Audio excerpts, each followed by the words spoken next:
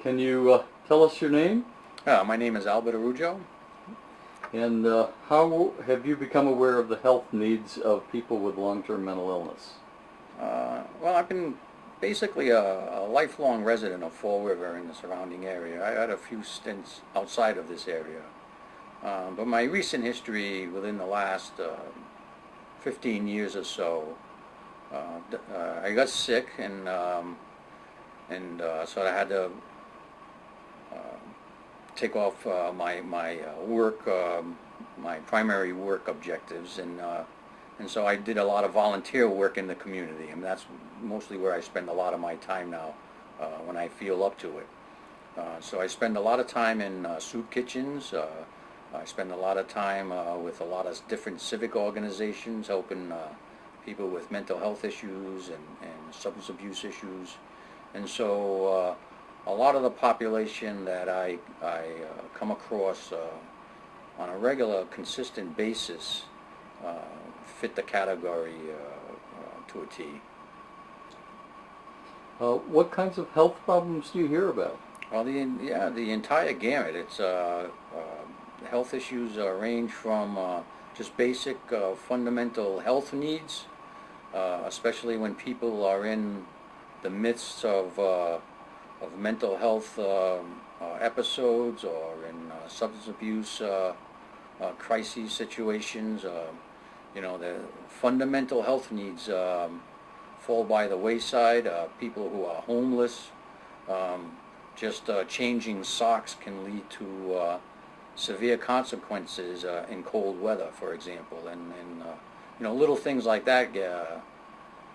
A lot of people don't realize the significance of frostbitten feet and just not being able to walk to a doctor's appointment is a barrier.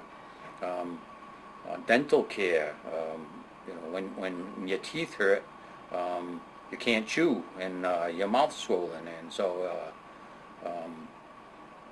a lot of times substance use, the health condition becomes an excuse, and so that's a catch-22 there. A lot of people fail to recognize that, or because of the stigma associated with people in that situation, they don't want to get the help. A lot of times, people don't really want to try to give them the help. A lot of times because of the stigma, and fundamentally, a lot of times it boils down to just some fundamental, basic health needs. And if they get help, the rest can sort of solve itself. So you've answered how these health problems affect people. Yeah. What do you think the biggest difficulties are in preventing or treating some of the health conditions that people have? I think we're making a lot of progress from the time that I really started to get involved in this area. When I was first involved in a significant way, the difficulties were myriad. Without an ID, you couldn't get into a shelter. Without a residence, you couldn't get any kind of health care. All these catch-22s that pose significant barriers to just some fundamental, easy kinds of things, preventive types of care. So that's when the emergency room option became the primary way that people received any kind of care. And because of stigma and because of the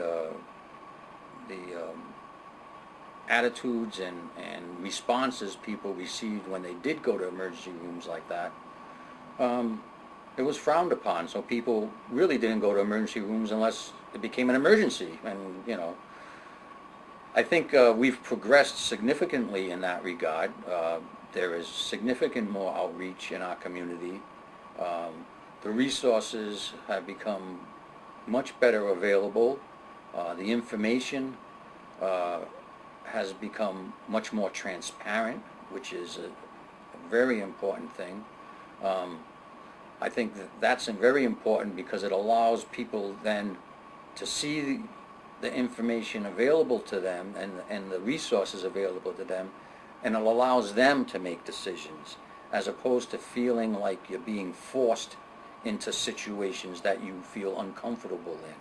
It's much better for, I'll use for myself as an example, it is much better for me to decide to get some help with a certain agency or person or institution than for me to be told that's where I have to go and this is what I have to do.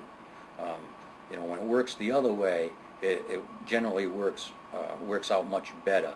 So I think as a city, I think Fall River has made tremendous leaps in outreach, in offering resources to people, and in information and in transparency. Sometimes people need to do a better job of getting more exercise, maintaining a healthy weight. Do you hear people talking about any of the barriers to being healthier, eating a healthier diet, or getting exercise on a regular That's basis? becoming a much more significant issue, especially within the mental health community, for example, and I'm involved in that community as well. I mean, that community, I guess the recent studies have shown that we're dying off at 25 years earlier than the average population, whether that's due to medications or poor healthy lifestyles. It's probably a whole bunch of things all combined. But yes, exercise and good nutrition, those things are up there, but they haven't been the primary concerns of most of the people in that population. The concerns of people in that population is,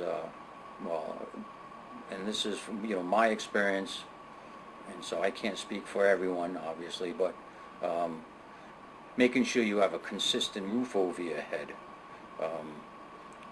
having transportation resources available to you in order to get to doctors and to get medical care.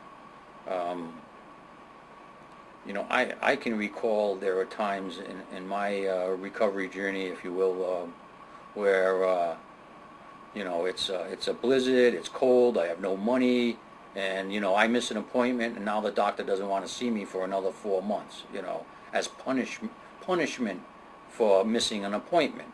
I had no phone, I couldn't even call to say I would be late.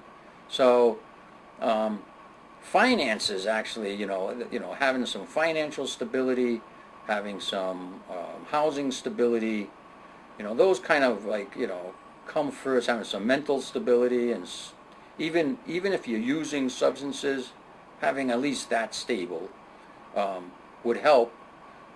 And then having some supports. Once those are in place, I think the exercise and the nutritional regimes can come into play.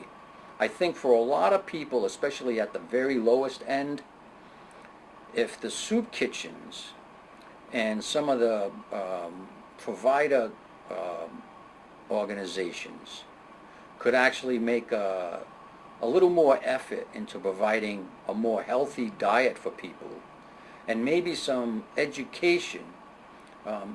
Again, my experience only, eating healthy is costly, it seems to me. And so when I'm trying to save money, one of the ways that I save money is I pick the cheapest goods to feed myself with, and generally those aren't the healthiest things I should be eating.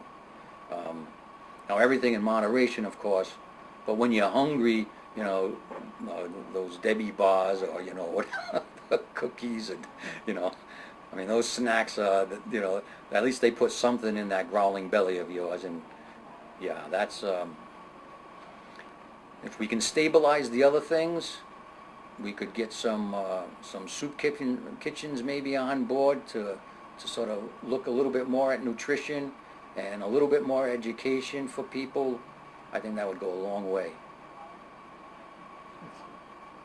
Is there anything that you see that the city as a whole could do to make it easier for people to stay healthy?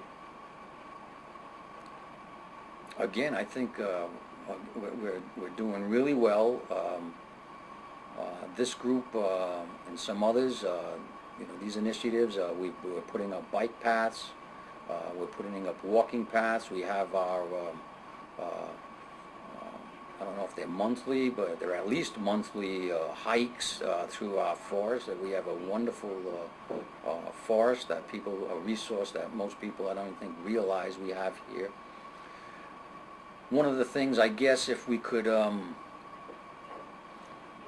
again, it's resource. I guess it's our resources that are limiting us because, if we went into some communities, we went into the projects, we went into some of the high rises, we went into some of the high-risk neighborhoods, and we organized events which could utilize those things I just mentioned at a more effective level, so that there was more inclusion of those people into those things. That would go a long, long way. But again, it takes organization, it takes resources, it takes transportation, it takes commitment. It takes people, willing to knock on doors and get the word out.